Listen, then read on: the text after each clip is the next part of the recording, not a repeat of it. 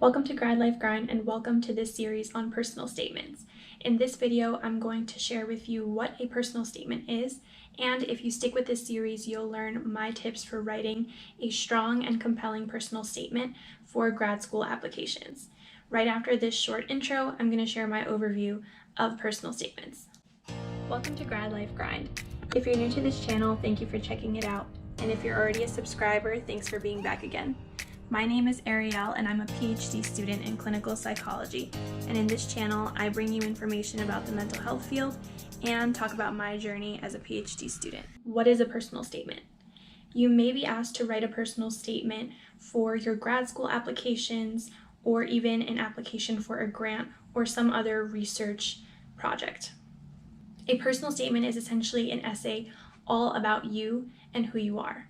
If you're applying to graduate programs in clinical psychology like I did, you may also be asked to write a statement of purpose, which is much more focused on your research goals and your academic achievements. The personal statement, as it sounds, is personal. It's your opportunity to tell a narrative or a story about who you are, share more of your personal experiences, and it helps you stick out. Some programs you may apply to may provide a prompt for the personal statement that you need to address in your essay.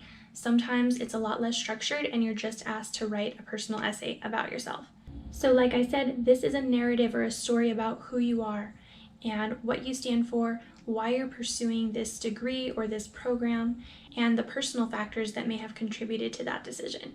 So this is not your opportunity to repeat what is on your CV or resume. This is your opportunity to share what's not on there. What about you is not on paper that you can bring to life using the personal statement?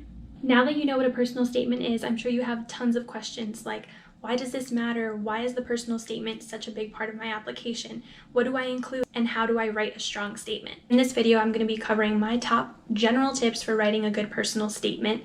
And there's so much more to come in terms of tips that I have for the writing process. Before I get into the tips, I want to make sure that you are subscribed to my channel so that you can get all the information you need about applying to graduate school and what grad school life is like. So take a quick second to subscribe to my channel and I'll move on to the tips now. My number one tip for writing your personal statement is start early.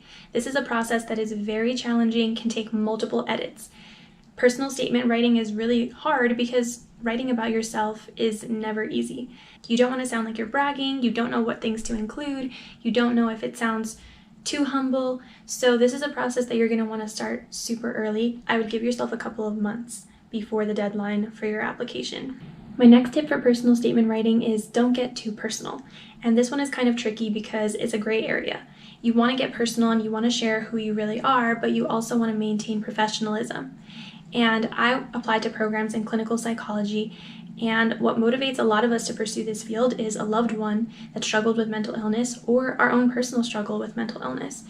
And sometimes it's really hard to frame that experience, whether it's personal or the experience of a loved one, in a way that is appropriate and isn't oversharing. In order not to get too personal, I think you should focus on what outcomes came from the experience that you're sharing. So you don't need to go into too much detail about a person who you knew who experienced mental illness and what they had and what medication they were on and what doctor they went to and how hard it was for them and how hard it was for you. You can briefly mention, I have a loved one who struggled with bipolar disorder and what I learned from that experience was whatever. So it's not clear cut for everyone, and like I said, you do want to share important things that affected your life. But one way that you can potentially avoid getting too personal is by leaving out the details that might be a little bit too much. And think about who's going to be reading this. If there are professors or program directors that are reading this, think about why they are reading it, to learn about you. If you minimize detail, you can maximize on what you learned from it, how you grew from it. And that's what's really going to matter to the people who are reading this statement. And on that note, even though it's a personal statement, you want to make sure that you're using professional language. You're not writing this to a friend. It is not a letter. It's an important and formal statement about who you are. So make sure that you're using professional language and writing in an academic way about yourself. So this is, again, pretty tricky because you want to write professionally about your personal life. So like I said, that's why it's important to start early. Another important general rule to follow when you're writing your personal statement is to be honest. You want to be forthcoming about the things that you're writing about because The things that you include on your personal statement may come up if you get offered an interview. And if you're not telling the truth, then that's not going to be a great conversation in person when the time comes. You want to be transparent, but you also want to make sure that you're not coming across too braggy. And this is a difficult balance because you do kind of want to share the accomplishments or achievements that you've had without making it sound too cocky. And I'm always going to go back to starting early because you need time to edit if someone gives you feedback that you sound dishonest or that you sound overconfident. It really takes a lot of time. And my last general tip is if there's a prompt, make sure that you're addressing it in your personal statement.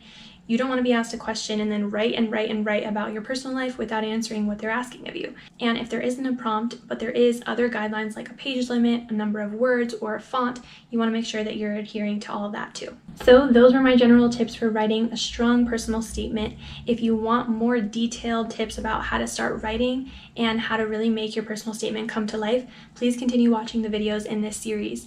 And don't forget to subscribe before you move on.